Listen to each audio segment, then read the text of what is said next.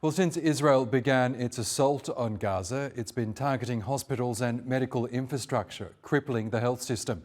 At least 20 out of 22 hospitals in northern Gaza were damaged or destroyed in the first 2 months of Israel's war against Hamas.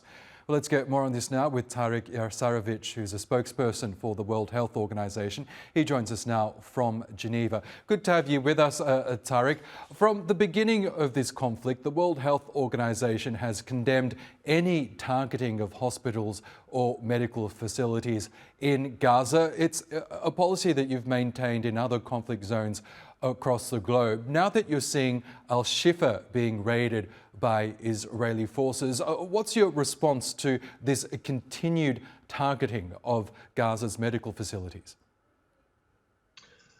Well, what we have been saying since the beginning is that international humanitarian law is clear in that medical facilities, health workers, patients, hospitals, ambulances should never be militarized in any way and should never be a target. Unfortunately, we have verified more than 400 attacks on health in Gaza since October that directly provoked more than 600 deaths.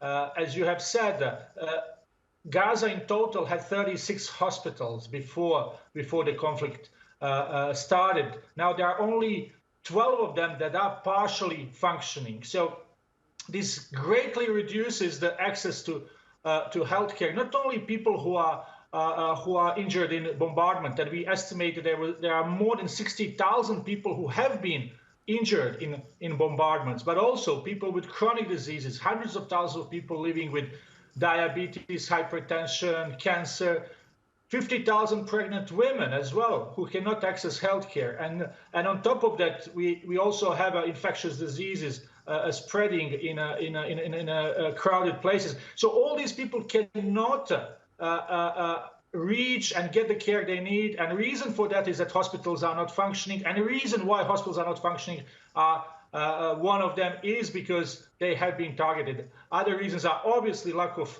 fuel, lack of medical supplies. Meantime, we've got that UN-backed report that was released on Monday saying that Gaza is facing an imminent famine if there's no immediate ceasefire or an urgent delivery of adequate humanitarian aid. What's your reaction to that report? I mean, how urgent is this need for more food and an end to the fighting? Well, this should be enraging, really, for everyone to see that children are dying out of hunger, and Ministry of Health reported more than 20 such cases. We had teams visiting yesterday 2 hospitals in the north, Al-Abda and Kamal Adwan, and health workers have reported the rise in malnutrition. When we move around with our trucks bringing medical supplies, people stop trucks hoping that there is a food. So people are hungry. 1 out of 3 children under 2 in northern Gaza is acutely malnourished. People are skipping their meals and they go entire days without eating. So this just shows that there is no enough food coming in.